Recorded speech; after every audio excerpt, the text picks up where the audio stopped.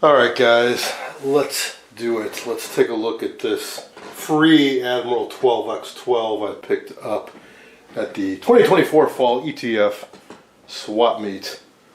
But actually before we do that, this rather heavy box just arrived from eBay. And I think you'll be amused by what's in there, so let's take a look at that first.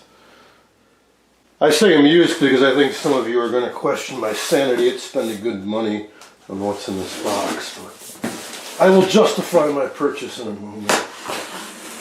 I bought this just before I left for the swap meet, and honestly I forgot about it until it just showed up today. It's a box of pitch tube brighteners.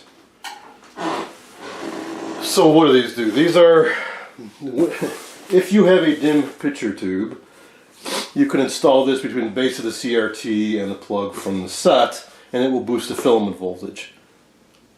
The idea being that if emissions are weak because the electron gun is wearing out, you can run the filament hotter, it'll squeeze a little more life out of it. Reality, as near as I can tell from reading about these, is a bit mixed. In that, yes, they can work, but it was also a really quick, easy way for a serviceman to just show up, make a quick house call, pop one of these in your set, and you would get some instant gratification with a brighter picture. But the problem might be something else, like maybe the high voltage is weak, or some other issue that is the real culprit, and this is just masking it. Because I'll tell you, on more than one occasion, I found a set with one of these installed, and I removed it, and the picture tube tested okay. So why, given that, why would I buy these? Yeah, on occasion, if you've tried rejuvenating a picture tube and it's not any better, as a last resort, sure, you can use one of these. But a more practical reason to use these is if you have a picture tube with a damaged base, or you have a chassis with a bad CRT plug, you can scavenge one out of it. For example, if I was working on a set and needed a new CRT socket, I could cut off these wires, toss this, and install this in the set. Now, a bunch of these are the miniature types. This is a bit later than what I'm used to working on. Don't even recognize the picture tube numbers they suggest on this. So this is going to be like newer black and white sets, like 60s, 70s kind of thing. But I think a bunch of these 402s are the old school type. Now there is one other reason why you might want to use these, but they're hard to find. And that is ones that will do isolation. They're like a mini isolation, not like, they are a mini isolation transformer. Most of these are series wired or autoformers. If you get one that's isolating, meaning it has a primary and a secondary that are completely separate from each other, if you have a picture tube that's a heater cathode short, you can perhaps continue to use it if you have the isolating type. But I don't know if any of these are. But this is more what I was looking for. So one, you can remove this and put it on the base of a CRT, base of a picture tube. Nice, brand new, shiny. Or use this on the chassis. Leads might be a little too short, but you can put extenders on if you need to. Anyways, that's why I got this. I'll have to hunt through it and see if there are any of the isolating types. This says series or parallel, but you gotta double check. Because usually the isolating ones will just flat out say on them, isolation type. But this is a more universal type. We use series or parallel. So series if it's a series strung set, parallel if it's parallel wired. A little bit more versatile. Ooh, I'm really glad I got some of these. So if you saw me a while ago when I was doing my Predictapalooza, I was in a pinch to replace a bad picture tube, and I ended up using one that had a different base than the set originally had, which was the miniature 7-pin type. This is an intermediate type, so this comes in between this type and the tiny one I showed earlier. There was this type, which looks a lot like an octal tube, but if you look closer, there's only 7 pins, but they're spaced kind of wide apart. I needed this to make an adapter to go between the new and the old. And these are kind of hard. They only made these picture tubes for 1 or 2 years, so they're a little hard to come by, these replacement bases. So just for that, I think I paid $20 for this box or something like that. So that's why I got it, just to harvest sockets and bases out of. Hey, this one's even better. This actually has some marketing literature on it. Before, after, I guess that's supposed to represent a dimmer picture and a brighter picture. Not a whole lot of difference now. I think this whole thing is faded. Too bright. Extends useful picture tube life 12 months or more. Easy to install. Immediate results. That's what I'm talking about. Serviceman show up, spend all of 10 minutes taking the back off your set, pop one of these in, charge you $20 and be on his way. And maybe for a few months, you are happy. I'll tell you how to install it. Picture tube brightener can be used over and over. It will extend life to all picture tubes with low brilliance. That's quite a claim. Okay, let's do it. I have not even peeked in this since I picked it up. I found it within minutes of arriving the night before the swap meet. Somebody had dropped it off for donation. It was sitting there with a free sign, and I figured it has the back that's missing from the one I was working on, so that's really why I grabbed it. But honestly, the cabinet looks better than the other one, and I hate to say it, but if this chassis is pristine and all original, I might very well abandon the other chassis and use this one instead. Well, this one claims to have a bad picture tube. We'll see. So this is what I was trying to describe in the video. So because it's Bakelite, they don't have wood to drive screws into all around. So they do have molded into this places for 2 screws, and this one is blown out, which is really common. People crank down on the screws, this is brittle material, and it blows out. But the bottom 2 screws go into the chassis. So the back actually attaches to the chassis on the bottom, not the cabinet.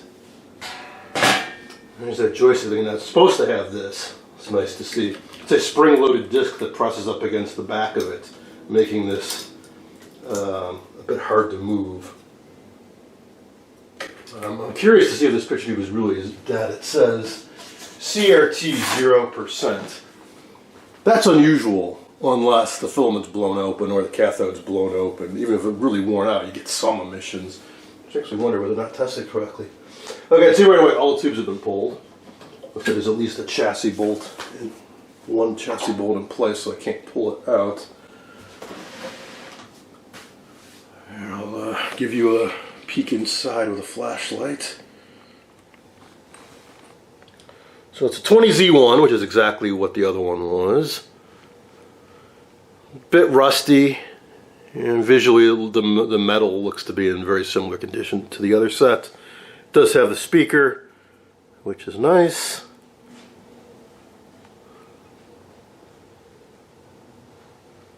And there's a service tag here.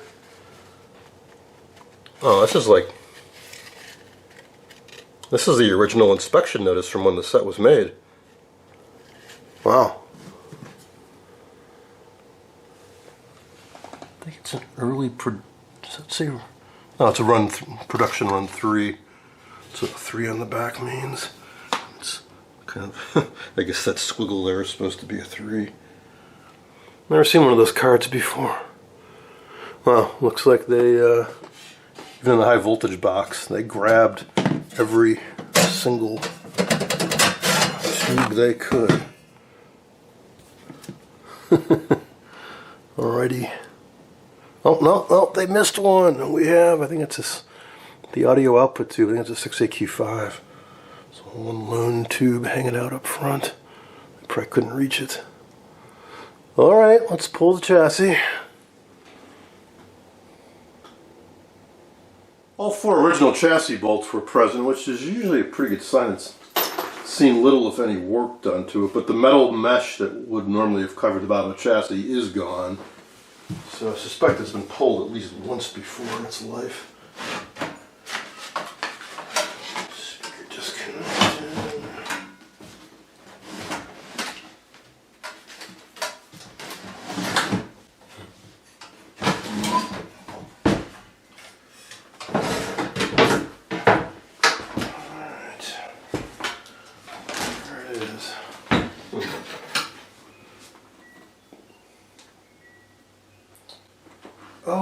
it's supposed to go across the bottom of the cabinet. I'll show you that in a sec. What else is in here?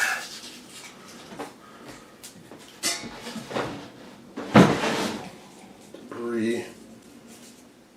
Piece of wood insulator. And I noticed bits of this plastic ring in there. I think that originally would have gone around the back of this focus coil where the neck of the CRT comes through. That would have fitted around here. And just got so brittle over time it cracked. Alright, you don't care about that. You want to know what's underneath the chassis. Well, all the controls are here, tuners here, cover plates that are sometimes missing. Oh, they left another tube. It's a 6AL5 with a shield on it up here.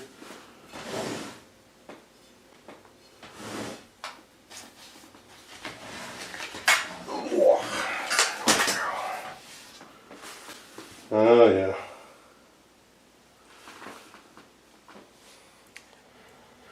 Walnuts. If it's not 100% original, it's darn near so. Oh, God, what do I do? What do I do? What do I do? Well, I didn't completely restore the other chassis. I didn't replace any of the electrolytics, for example.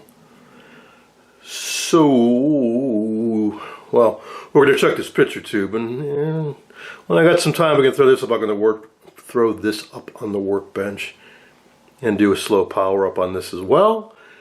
If this comes to life, if it works well, I may very well take some of them new caps out of that other set and put them into this one.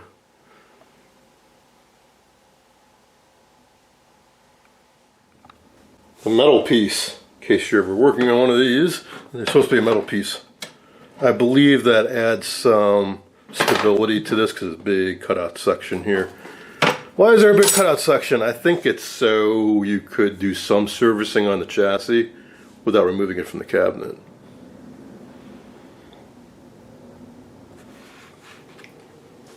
Let's wrap this up by testing the picture tube, which I don't think is original because it's tinted on the front. Alright, here we go. Oh. Well, that's not that's not good. That's not supposed to come on right away. That would mean there's a G1 short. H is off. Ooh, the grid to cathode short? Might be able to clean that out though. The filament's not glowing. That's not good at all. Makes you wonder if somebody tried to rejuvenate this and blew out the filament or something. Yeah, I don't think we have any chance of resurrecting this. There's no filament glow.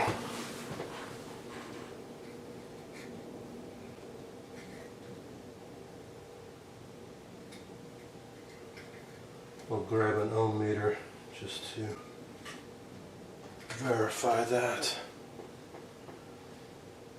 And then we can have fun trying to blast the short out of the way, but yeah, it's not looking good. Alright, let's check for continuity on the filament pins. That's not looking so good. It is open. Beat mode.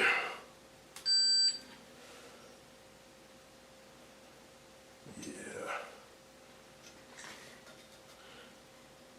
Now there is a remote possibility that there's something wrong with the base and I can touch up the pins. I can even pull the base off, try to clear out a short. Certainly I can visually inspect it, so I'm not going to go and do anything drastic right now, but it does look like this picture tube is dead. Oh well. I mean, it said it was dead on right on the label on the side of it, so it's not surprising to me. Okay, that's going to be it for now. At some point, I'm going to swap stuff between both sets and resume and wrap up this project to make one complete, very nice Admiral 12x12. Thanks for watching. Not so fast. Another box has just arrived.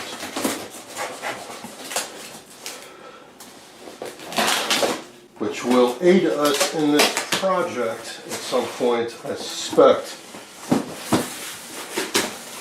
No, it is not pink bedroom lights. It should be an 8XP4 picture tube.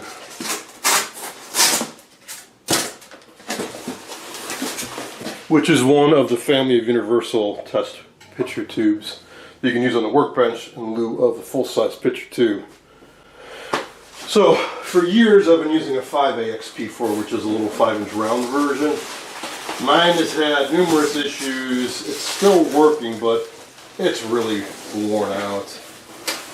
See, these don't have ion traps in them, and the phosphor does gradually get damaged, and mine has seen a lot of use even before I got my hands on it. But they don't show up for sale very often at all. But these are a bit more common, and they are have the same pinout. It's just a rectangular, but for a little bit newer sets. Box is falling apart. But I could certainly, assuming this is good, use this in the Admiral working on it in lieu of that bad picture tube. Yeah, it's rectangular, it's smaller, it's fine. You'd still get an image in the middle. It's not meant for making absolute perfect screen geometry. It's meant for getting the set working again. Some scratches on the faceplate. It's definitely been used. And there is damage to the phosphor. You know, when you turn sets off and they collapse to a little dot, over time, especially on newer sets that run at higher voltage and have really bright screens, over time that will damage the phosphor. Especially if it's not an aluminized set, and this is not. So between the not being aluminized and there being no ion trap, it's not uncommon for them to develop bad spots in the phosphor. Alright, let's see if the emissions are any good. Base is on there tight, which is nice. Alright, so this one doesn't have an immediate short light like the other one did. Filament is glowing. That's why these are so nice. You can just pick them up like that because they don't weigh much. There are lights. Yeah, we should have the left half of the two bulbs on the right are supposed to illuminate. That is correct. Emissions are weak but rapidly climbing. Cutoff. Yeah, we do have good cutoff control. Cool. Yeah, I had a feeling this would be good. So they do gradually get worn out, but to actually kill one, you'd have to work pretty hard. Or drop it. Alright, cool. So that was a win. So you will be seeing all of these things that I just showed you in the not too distant future when we get this Admiral back up on the workbench. That is definitely it for now. Thanks for watching.